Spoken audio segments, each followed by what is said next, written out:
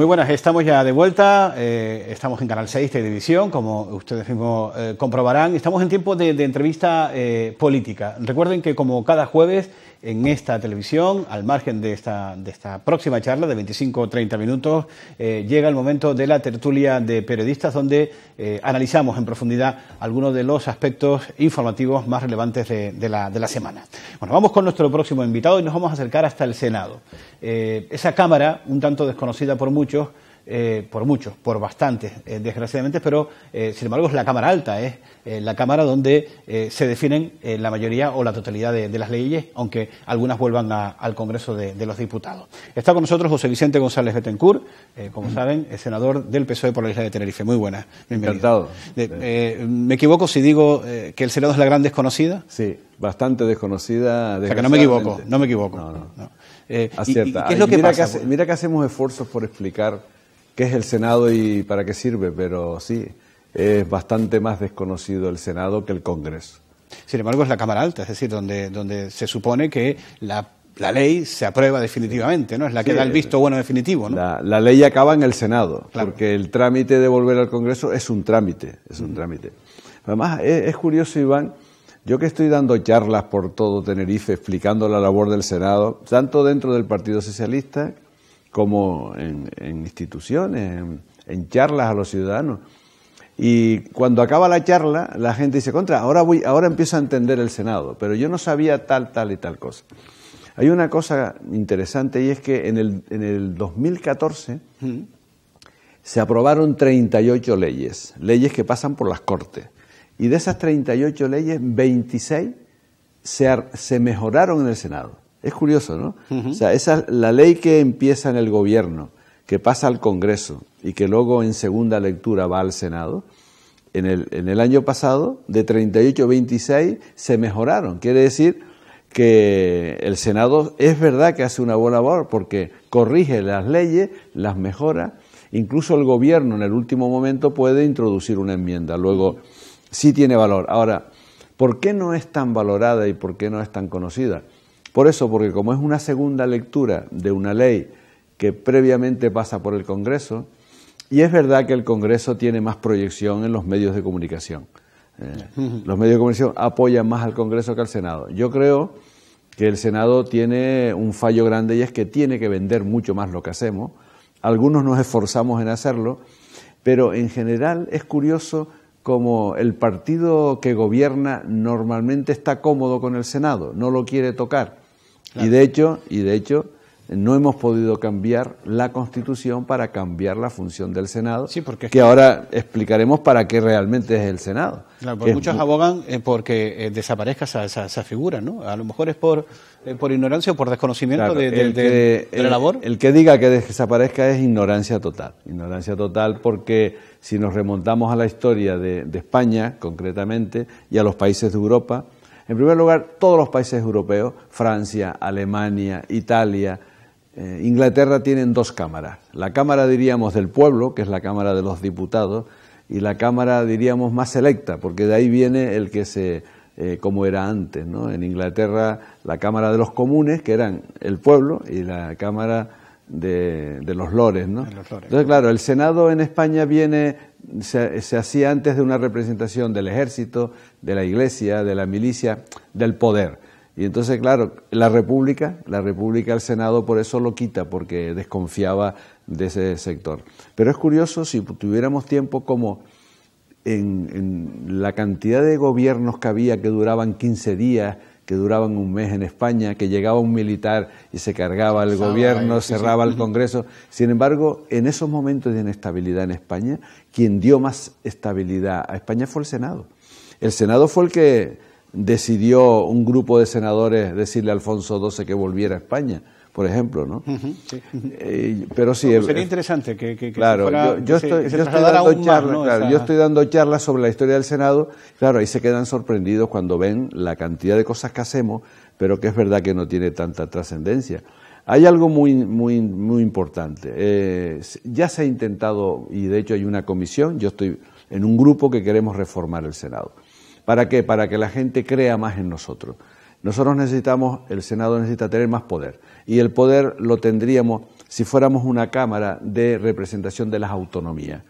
Todos estos conflictos que hay con Cataluña, cuando hay problemas entre las comunidades autónomas de si el AVE se hace en esta y no se hace en la otra, o si el río pasa por una comunidad y hay que coger agua o no, esos conflictos autonómicos debería resolverlos el Senado. Tener la capacidad de mediación, digamos. De mediación y de decisión. De decisión. Porque o sea, no de árbitro solo, sino de... Claro, pero lo curioso es que la Constitución de 1978 le dice al Senado, su labor es Cámara de Representación de las Comunidades Autónomas.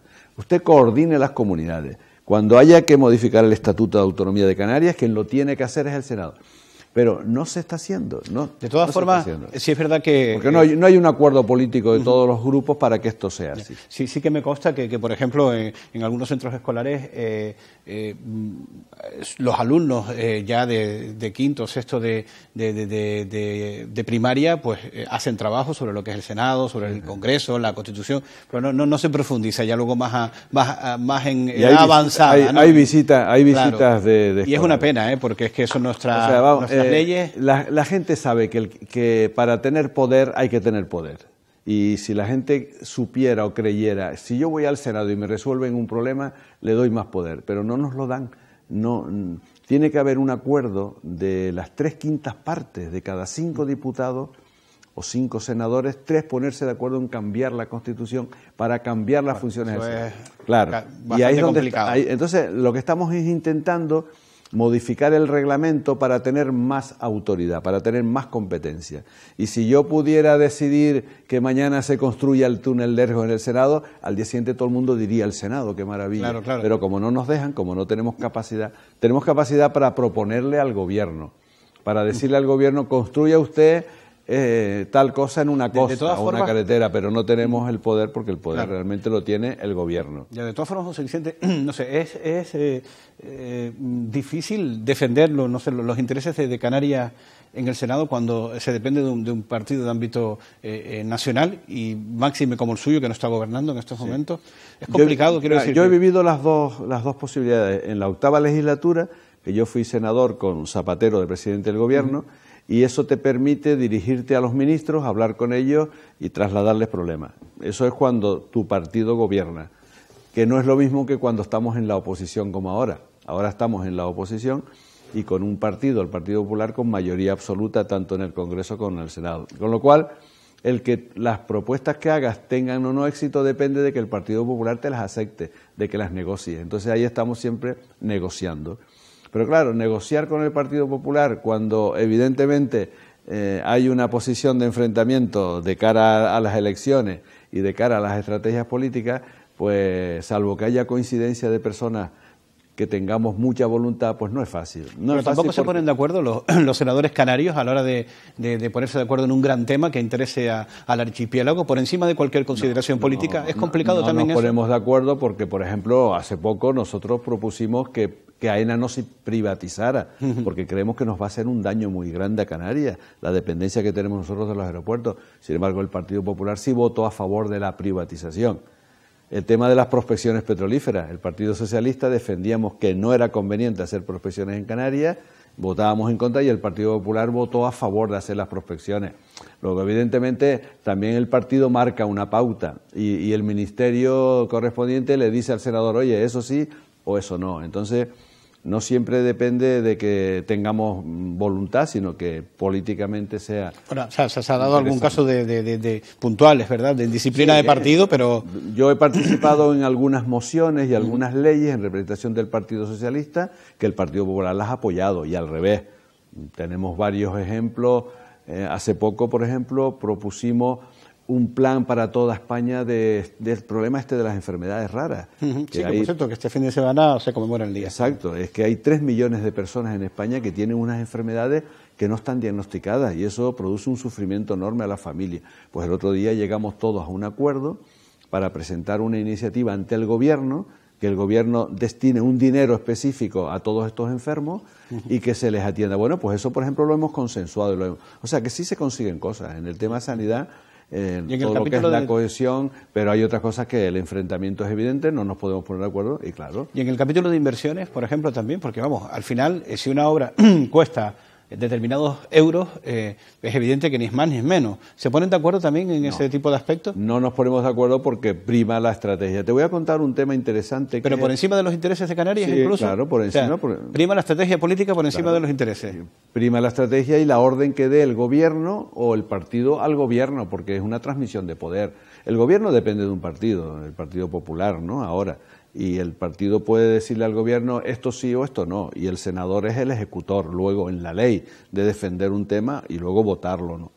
Te voy a poner un ejemplo que es bastante significativo. El túnel de Erjo, yo presenté una moción, porque me lo pidió el Cabildo, en la Comisión de Fomento pedí una moción para que ese túnel, que vale 380 millones de euros, que es imposible que en Tenerife tengamos dinero para hacerlo, para ya unir todo Tenerife, el anillo insular.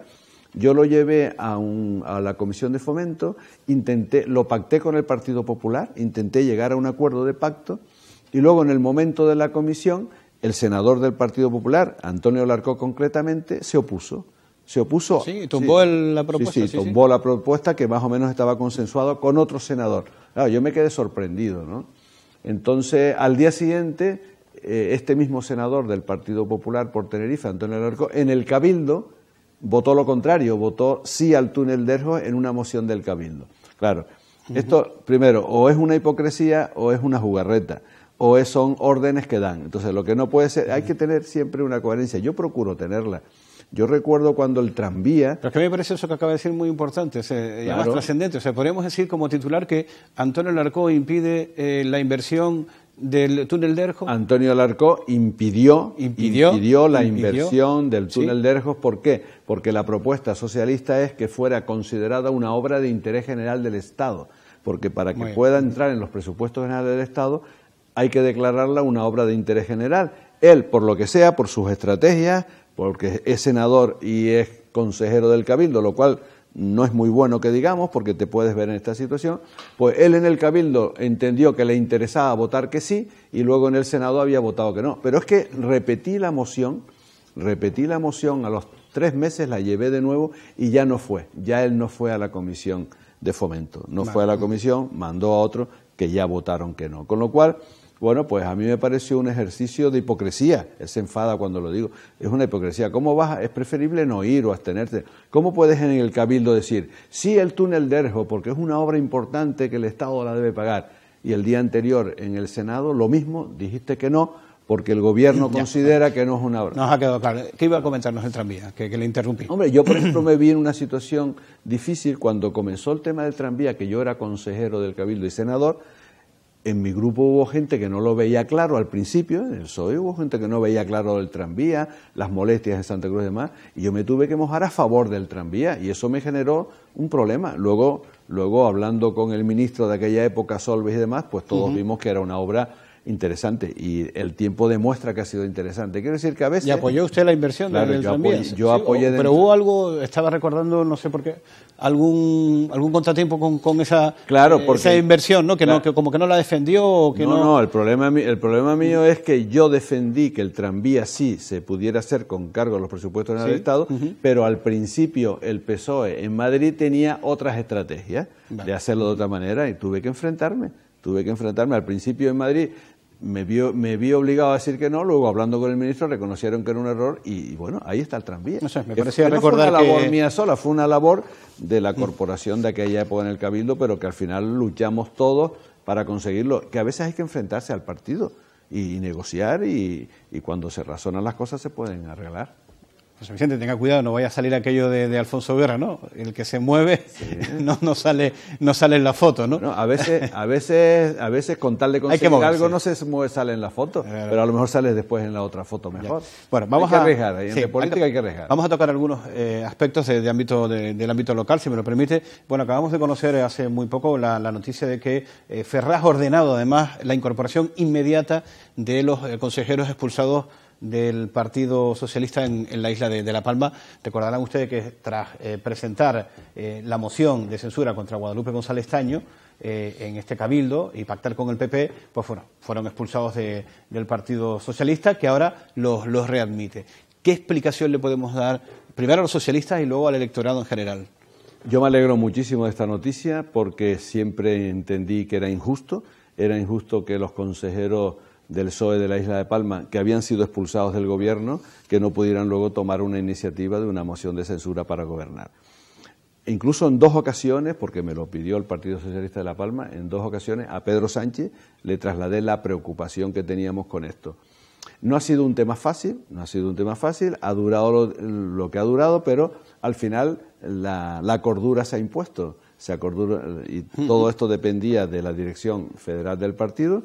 Al final, afortunadamente, los consejeros de La Palma del PSOE vuelven a estar en el PSOE, con lo cual vamos a hacer unas elecciones en La Palma con los consejeros socialistas de nuevo en el partido, y se ha corregido lo que yo creo que ha sido un gran error. Creo que era un error castigar a los consejeros socialistas cuando lo que hicieron fue, al ser expulsados por Coalición Canaria, dicen, nos expulsan, pues vamos a gobernar, y pactan con el PP. Claro que es correcto, es un pacto no con el PP desde el punto de vista ideológico, sino es un pacto puntual en la isla de La Palma que nos convenía a nosotros, por el bien de la isla de La Palma, pactar con el PP para que el Cabildo venía de un acuerdo regional también, ¿no? Es decir, de ese acuerdo un poco en cascada, ¿no? Bueno, pero yo no estoy de acuerdo con los pactos en cascada. No está. En absoluto. Que mire lo que ocurrió en Tacoronte, precisamente también. En absoluto. Se ha demostrado que es un gran error. Yo espero que mi partido en las próximas elecciones no adopte eso como un acuerdo, sino que esto se tiene que dejar a discreción. Es que hay municipios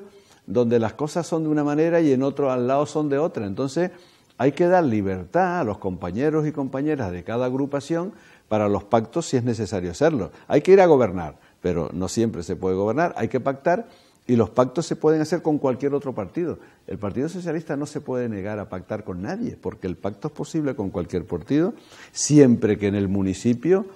Por ejemplo, en Güímar funcionó muy bien un pacto del Partido Socialista con Rafael Llanes, con el PP, con el Partido Popular. Y bueno, en Santa Cruz, luego se rompió, pero... Bueno, y en Santa Cruz está fusionando un pacto de Coalición Canaria con el Partido Socialista o en el Cabildo. Es que no nos podemos negar a que la realidad de la democracia son las matemáticas. Cuando hay mayoría absoluta no hay más que hablar, pero cuando hay que pactar hay que buscar el pacto menos malo para el partido y que más ayude a los ciudadanos. Entonces, pactos en cascada, en mi modo de ver, no. Y lo de La Palma, me alegro muchísimo porque esto nos va a dar bastante apoyo y me alegro primero por la isla de La Palma, que el presidente Anselmo Pestana estaba en una situación francamente desagradable, porque eso de ser presidente del Cabildo, pero era del PSOE, pero no era, bueno, pues claro. Yo me alegro mucho que al final esto se haya resuelto. ¿Y en qué situación quedará Manuel Marcos Pérez, por ejemplo, ¿no? Que preside la gestora, ¿no?, en estos momentos, si no me equivoco? Manolo Marcos es el presidente de una gestora que él, de acuerdo con las directrices de la dirección regional del partido y de la dirección federal hasta ahora, pues claro, él apoyó que no era correcto el pacto con el Partido Popular. Bueno, a él le tocó ese papel, porque hay que tener en cuenta que Manolo Marcos al final lo que recibe es una orden de Madrid, del PSOE y de la regional, que le dice no se puede pactar con el PP, y él lógicamente tiene que asumirlo. Pero ahora él pues va a asumir esta solución porque es la solución ideal para todos. Cada día que pasa cobra más fuerza, es un rumor, se dice que es la antesala de la noticia, la posible intervención también algo similar a lo que ha ocurrido en Madrid, aquí en Tenerife, pero sobre todo a la hora de la elección de la candidata a la presidencia del gobierno. ¿Usted cree que a estas alturas de la película puede Pedro Sánchez dictaminar algo sobre qué va a pasar con Patricia Hernández aquí en Tenerife? Es que yo no he oído absolutamente nada. Ni he oído nada. Bueno, ¿y qué le parece a usted la posición que hay ahora mismo, el poder o digamos el apoyo que tiene en estos momentos dentro del partido Patricia Hernández? Patricia Hernández es la candidata. Fue compañera suya en el Senado, ¿no? Sí, claro, estuvimos 4 años juntos y somos compañeros en la agrupación de Santa Cruz de Tenerife. Patricia Hernández ha ganado las elecciones. Es la candidata en primarias, luego ella es la candidata, ahí no hay ninguna duda. Ahora, que luego haya rumores y cosas siempre para meter un poquito de cizaña, bueno, pero no. En absoluto. Yo no he oído nada. Yo antes de ayer, estuve con Pedro Sánchez en el debate de la Nación, estuve con el secretario de organización y yo no he oído absolutamente nada de este tema, en absoluto. Patricia Hernández es la candidata y demás. Que haya pasado cosas en Madrid o que pueda pasar, bueno, es normal. El Partido Socialista al final, nosotros somos un partido muy jerárquico donde la dirección federal, que está en la calle Ferraz, le dicen Ferraz, la calle Ferraz, toma decisiones. Pero yo en el caso de Canarias es que no se me ocurre que haya que modificar nada, sino estamos todos apoyando a Patricia Hernández. Es la candidata que hemos elegido en Canarias, hay otros candidatos fabulosos que ahí están colaborando y vamos a ganar las elecciones. ¿Y qué le parece lo de Casimiro Curvelo?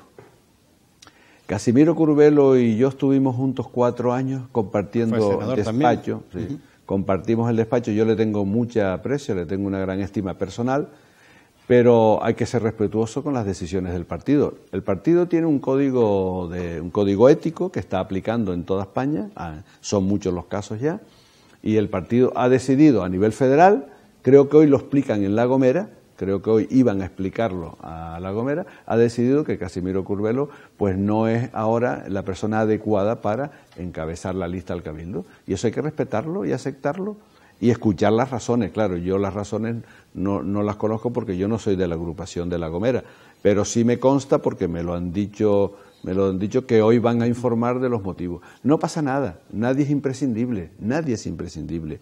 Si el Partido Socialista a nivel federal ha decidido hacerlo, pues yo creo que las razones están claras y vamos a tirar para adelante y no pasa nada, así es que tampoco hay que darle mucha más importancia. Usted fue profesor de cirugía de la Universidad de La Laguna, además fue médico también de la sección de cirugía general y aparato digestivo del Hospital Nuestra Señora de la Candelaria, con lo cual conoce perfectamente la sanidad pública canaria en concreto. Sí. ¿Qué le parece lo que, por ejemplo, la reciente inauguración de las últimas 50 o nuevas 50 camas en el Hospital del Norte? ¿Atiende la realidad un hospital real? No, ¿Está justificada esa inauguración en estos momentos? A ver, el que se haya inaugurado esas camas es por la presión asistencial que haya. Cada vez que se inaugura algo, urgencia, unas camas, eso es bienvenido, pero esa no es la solución. O sea, el Gobierno de Canarias no ha resuelto el Hospital del Norte y el Hospital del Sur, que tantos años venimos demandando. Yo recuerdo en el 82, cuando a mí me nombraron director del INSALU, que ya enviamos un proyecto de hospital para el norte y otro proyecto para el sur, o sea que estamos hablando ya de más de 30 y pico años. Entonces es una necesidad imperiosa y el Gobierno de Canarias es el competente, luego al Gobierno de Canarias hay que pedirle explicaciones. El Cabildo, sin embargo, ayer estuve yo con el vicepresidente del Cabildo, con Aurelio Abreu, en un acto que tuvimos en el sur, y el Cabildo lo que ha hecho es un gran esfuerzo, ha puesto un dinero cuando no le corresponde, porque no podemos olvidarnos que la responsabilidad de la sanidad en Canarias ni es de Madrid ni es del Cabildo, es del Gobierno de Canarias, porque está transferida desde el año 1995. Entonces, el competente es el Gobierno y yo censuro mucho al Gobierno. Digo que el Gobierno de Canarias lo ha hecho muy mal, que no tengamos todavía terminado el Hospital del Norte y el Hospital del Sur. Es verdad que se han ido haciendo obras, es verdad que uno va y ahí hay unos edificios importantes, pero no está terminado, todo lo demás es engañar. Ahora, valoremos el esfuerzo que está haciendo el Cabildo, supliendo con camas de crónicos al Gobierno de Canarias para que por lo menos haya menos aglomeración de enfermos, porque el problema es que estos enfermos que se quedan crónicos en el Hospital de la Candelaria o en el Hospital Universitario porque no tienen centros donde ir, eso está produciendo un tapón. Bueno, pues estas 50 camas, estas cosas que se están haciendo, bienvenidas sean, pero no es la solución del hospital.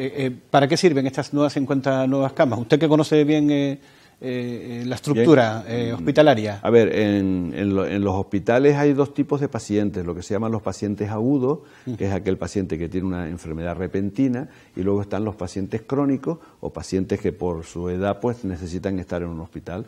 Pues estas 50 camas son para eso, pero claro, el que 50 camas puedan ser usadas significa descongestionar el Hospital de la Candelaria, en este caso el Hospital Universitario. Bueno. Luego, bienvenido. Bueno, pues bienvenido, ¿no? En general, pero bueno, faltan los quirófanos, faltan los paritorios, es que faltan muchas cosas. Los quirófanos es fundamental, que todavía en el día de hoy una mujer tenga que ir desde La Victoria o desde la Orotava a parir al hospital universitario cuando se puede parir perfectamente en este hospital, o en el sur lo mismo. Bueno, es fundamental que los paritorios funcionen, las analíticas, un hospital de día incluso para enfermos de quimioterapia. En fin, hay una serie de servicios, los quirófanos de cirugía ambulatoria, pero cirugía mayor, que cuando eso esté terminado vamos a notar el cambio de la sanidad espectacular, porque la gente del norte se va a quedar en casi todos los casos en el norte y no tienen que ir al universitario, y la gente del sur igual. Va a haber una serie de patologías, la alta cirugía, los trasplantes, en fin, enfermedades pues raras que seguirán yendo a la Candelaria y al universitario. Pero ya un porcentaje importante de enfermos van a ser tratados en los dos hospitales. Y no nos olvidemos nunca de lo más importante de la sanidad. Lo más importante de la sanidad son los centros de salud.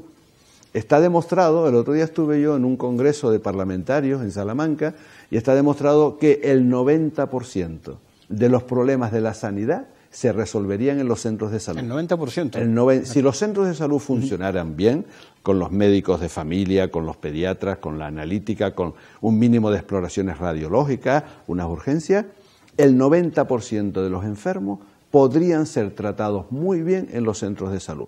Sin embargo, hoy en día, ¿qué pasa? Que muchos de esos enfermos directamente acuden a las urgencias, porque consideran que en las urgencias les van a atender mejor. Y por eso tenemos masificadas las urgencias de la Candelaria y del Universitario, además de que cero a la consejera de Sanidad, a Brígida Mendoza, cero en el tema político, porque a pesar de los años que llevamos con el tema de las urgencias, no ha sido capaz de hacer una planificación de las urgencias. Cero a la Consejería de Sanidad en el tema de las urgencias, cero a las fotos escandalosas de pacientes en los pasillos de las urgencias de los hospitales. Es lamentable que el Gobierno de Canarias a estas alturas no lo haya resuelto. Ahora quieren hacer unas obras y demás, pero hemos tardado mucho en resolver eso. Entonces, claro, si eso le unimos que no se acaba el hospital del Norte y Sur, pues la verdad hay que reconocer que está acabando la legislatura del Gobierno de Canarias y en materia de sanidad, pues hay que darle un 0. Yo le doy un 0. Muy bien. José Vicente González Betancur, senador, muchísimas gracias. Encantado de estar aquí, cada vez que quiera. No pierda usted las buenas costumbres. No, vendremos cada vez que ustedes quieran. Muy bien, muchísimas gracias. En la próxima ocasión. Encantado. Bueno, José Vicente González Betancur, senador del PSOE por la isla de Tenerife, que nos ha acompañado estos últimos minutos aquí en Canal 6 Televisión. No se vayan porque enseguida estamos ya en tiempo de tertulia con los periodistas.